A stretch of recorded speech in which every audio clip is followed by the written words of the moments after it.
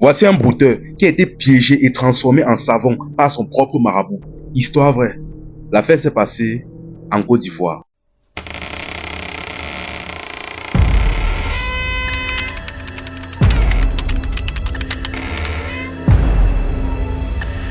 Avant de continuer, abonne-toi, like et partage la vidéo au maximum. Que cette histoire touche le plus de monde possible.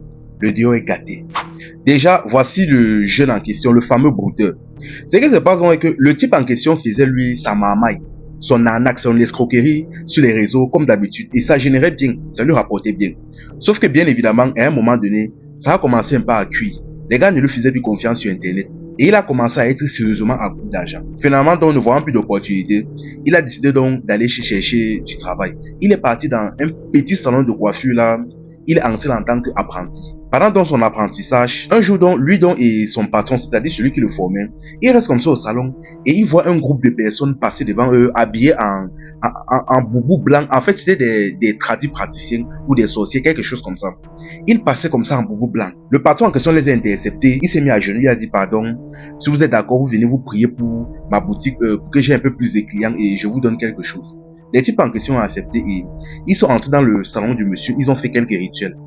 Maintenant, ce qui se passe, c'est que tu dois chercher à faire un sacrifice pour conclure l'affaire.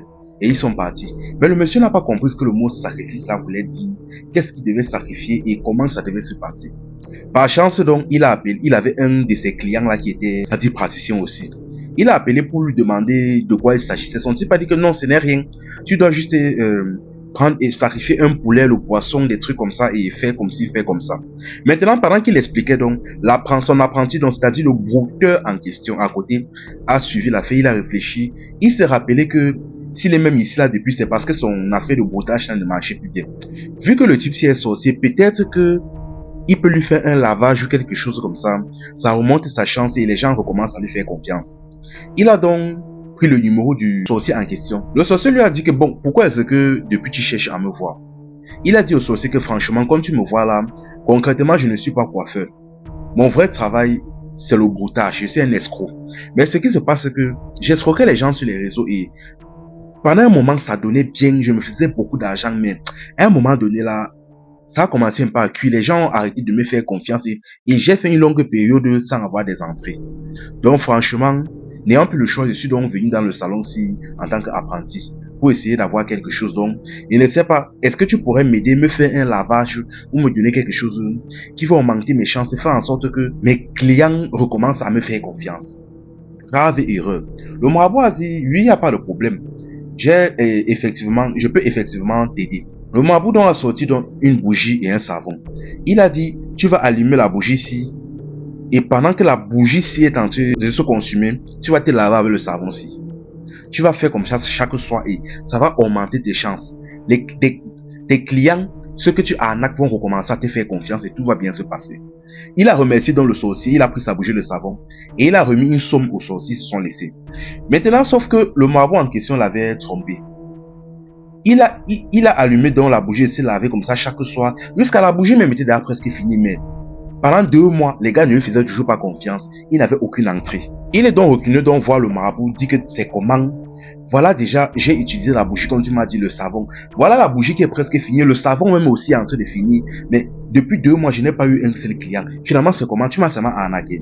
Le marabout a dit que ne t'inquiète pas. Ça veut dire que ton cas est particulier. Mais ne t'inquiète pas. Tu vas venir chez moi, je vais directement te faire un lavage. Là maintenant, tu vas avoir des clients par centaines. Le gars a accepté, il a fait confiance au marabout. Le marabout lui a dit, viens chez moi dans 3 jours et tu viendras dans la soirée. Il a dit, ok. Maintenant, le problème maintenant est que le marabout en question, en réalité, ce n'était pas un marabout, mais c'était un trafiquant. Et c'était un trafiquant d'organes. Et il avait commencé à cibler le jeune là. Comme il a dit au jeune de venir dans 3 jours là, le jeune donc 3 jours plus tard est venu dans la soirée chez le marabout vers 20h. Sauf que bon, 20h c'est un peu tôt. Le marabout lui a dit que bon, rentre chez toi et reviens à 21h. 21h, 22h, quand il se fait un peu bien tard là. C'est tard dans la nuit que les choses se passent. Là, il dit ok. Il est revenu donc après 21h. Maintenant là, ils sont partis derrière sa maison. Il a mis un seau d'eau là, il a dit, lave-toi tout en proférant, en disant tout ce que tu veux. Tout ce que tu souhaites avoir, ceci, cela. Pendant que le jeune se lavait, Le soi-disant marabout en question est parti dans sa cuisine. Il a pris une lame là. Vous voyez souvent ceux qui vendent souvent les viandes de bœuf en route. Ils ont un couteau là pour couper la viande. Il a pris ça. Il s'est discrètement faufilé derrière le jeune. Et swip, le jeune est tombé sur le coup. Il n'a rien compris. Donc là, il ne sait même pas à quel moment il a trépassé. Maintenant, dès qu'il est tombé là, le type maintenant a récupéré la tête. Et il a ouvert là, il a récupéré ce qu'il pouvait retirer. Et il s'est débarrassé de la carcasse. Il se disait que tout allait bien se passer, c'était terminé.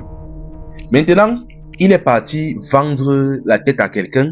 Et le reste là, il a donné à un ami pour qu'il lui fabrique un savon de chance. Maintenant, aux côtés du salon de coiffure, on reste là depuis 2 jours, le jeune ne vient pas. Le patron donc s'est dit que c'est comme ça qu'il s'est dit peut-être il est sans doute comme les jeunes d'aujourd'hui. Ils commencent le travail, ils ne font pas 2-3 jours, ils arrêtent. Il a lavé des mains sur lui, il a laissé. Sauf que maintenant, du côté au sud de la maison du jeune, parce qu'il vivait en concession familiale, depuis aussi un certain temps, il n'était pas rentré à la maison. Depuis 2, 3, 4, presque une semaine. La famille s'est inquiétée, donc ils sont partis chez le coiffeur expliquer la situation. Dit que ça fait déjà presque une semaine, le type en question n'est pas rentré à la maison. Qu'est-ce qui se passe? Le coiffeur aussi est étonné, il dit que mais moi je pensais que même ici il n'est pas là depuis une semaine. Je pensais qu'il avait fui le travail, mais donc je ne comprends pas. Voyant que la situation était bizarre, ils sont partis au commissariat expliquer la situation. Une fois dans le commissariat, donc, on a tracé donc le téléphone du jeune en question. Et ce qui se passe, c'est que on est arrivé, le marabout, le soi-disant marabout en question qui a terminé le jeune là. Quand il a terminé le jeune, il a fait l'erreur de prendre le téléphone du jeune et il commençait à utiliser. Malgré qu'il ait jeté la puce, il a commencé à utiliser. Mais vous savez, aujourd'hui, même sans la puce, on peut localiser un téléphone. On l'a donc localisé, donc on l'a retrouvé. Après l'avoir arrêté, on a commencé à l'interroger. On lui a dit, le jeune en question a disparu déjà depuis plus d'une semaine. Pourquoi est-ce que son téléphone se retrouve chez toi? Le type a commencé à expliquer une version, puis l'autre, il dit que non, le jeune m'a donné le téléphone. Non, il m'a vendu le téléphone. Il a laissé son téléphone chez moi. Donc, au fur et à mesure qu'il expliquait, il n'arrêtait pas de se contredire lui-même, tellement que les policiers ont compris que le type-ci était en train de mentir. Là, donc, on l'a donc amené au poste. On a commencé un peu à le cuisiner. Et là, il a commencé à parler.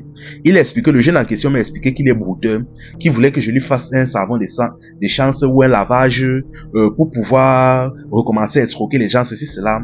Je l'ai donc piégé, donc, et j'ai fou pour pouvoir prendre certaines parties sur lui. Une partie, j'ai vendu.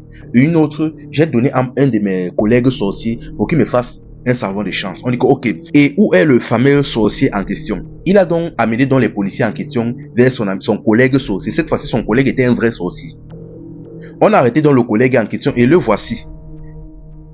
On lui a demandé qu'est-ce qu'il a fait avec les parties, la tête qu'on lui a donnée là. Il a dit, il a fabriqué un savon de chance avec la moitié de ça. Et voici le savon là en question qui tient comme ça en main. Le voici avec le savon de chance en question. Donc, l'assiette que vous voyez, la substance noire là, c'est le jeune en question. Maintenant, on lui a demandé, et où est l'autre partie? Il lui a donc montré donc le sac. Le sac c'est en question, c'est où le reste se situe. Le reste de la moitié de la tête se situe. C'est où la moitié donc se situe. Les deux ont été récupérés et ont été emmenés au poste. Voilà l'enfant de quelqu'un qui a fini en savon de chance. Mine de rien, c'est aussi un brouteur donc, qui cherche trouve, comme on dit souvent.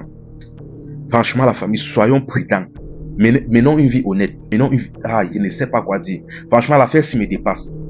Franchement, soyons prudents, la famille. On ne sait plus qui est qui.